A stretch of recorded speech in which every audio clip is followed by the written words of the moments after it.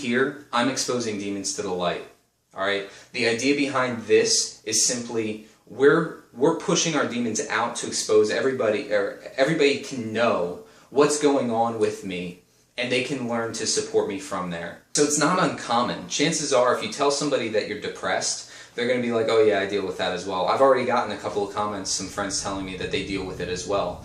So one of the main powers of this demon of depression is making you feel like you're completely alone and isolated, but you're not. You're actually in really good company.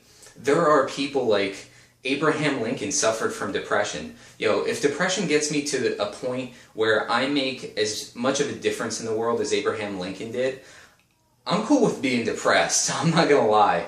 Like there's tons of other really great people throughout history.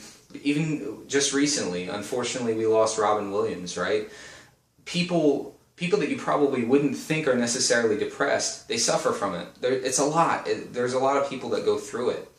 The problem is that depression isolates us so much. Something that I experience is, as soon as I feel sorrowful, I recede, right? I pull myself back and pull away from people, and then consequently I feel lonely, right? So now I feel lonely in addition to feeling depressed, which makes me more depressed, and then I isolate myself more, and then I feel a little bit more lonely, a little bit more depressed, and I isolate myself some more. It's just a stupid cycle that I get into until, again, it's the snowball effect, until I'm so alone that I can't break out of it. You can cut that off right at the start by sharing it with somebody.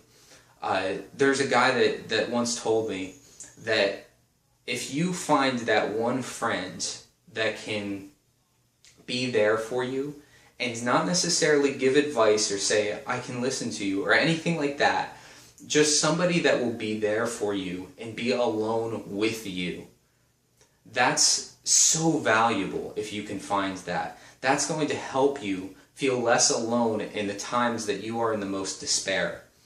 And I recommend that to anybody. Find that person you can be alone with, where they're not talking, you're just dealing with what you're dealing with, and you're not alone. That's huge. Another thing is, you can just simply blow it up and let people know, this is what I'm dealing with. A lot of people experience shame because they think like, I shouldn't feel like this. I have things going right. That's something that I dealt with. I wasn't abused. I didn't have a bad childhood, but I'll tell you what, most of my memories, and this is very sad, most of my memories throughout my entire childhood, I don't remember very much that was good. I remember all of the negatives, all of them. And I remember some of the things that most people wouldn't, like my parents probably have no idea that any of these things had an impact on me, but that's what I remember. And it sucks, it really does. But that's where that gratitude thing comes in, because now I'm generating the habit of remembering the good things. So when we do that, when we get into this cycle of remembering the bad things or only focusing on the bad things, it isolates us more. We feel ashamed because I didn't have that bad of a life, but that's all I can remember. So fight that shame by sharing it with somebody.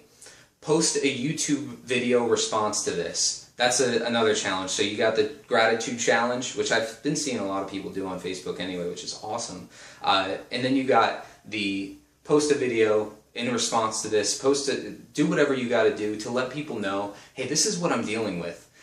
Demons have less power when they're in the light, all right? Depression has less power when you have a support team, you have people around you that love you, that want to see you thrive in life. And believe me, there are plenty of people. You could think otherwise, but I'm telling you, there are a lot of people in your life that care about you and that want to see you have, not necessarily be happy. I don't want people to just be happy. I want them to experience joy. And personally, again, that from a Christian perspective, I think that's found in Christ. I think he says that I did not come to provide just life, but life in the full. I think that Jesus has something to offer anybody that's suffering from depression, and that's coming from somebody that I've prayed a lot. for this to leave me, but a lot of times that doesn't necessarily help, because it's going on inside and it's just happening, and we need to fight back. It's not a passive thing that you're going to get through depression. It's something that you have to be actively fighting against, whether you're in the highs or in your lows. So expose those demons to the light, starve them out, and outsmart them. All right, so those are the 3 points for the day. What I'm going to do, I'm going to keep posting these videos. I got a couple more big topics to cover. Next time I'm going to talk about how to physically strengthen your body through exercise, nutrition, and structure and consistency, things like that. And then I'm finally going to get into the spiritual stuff. I know I include some here and there, but I want to focus a lot more on the third video of this series. I guess it would be the fourth video of this series, to express how you can fight this spiritually.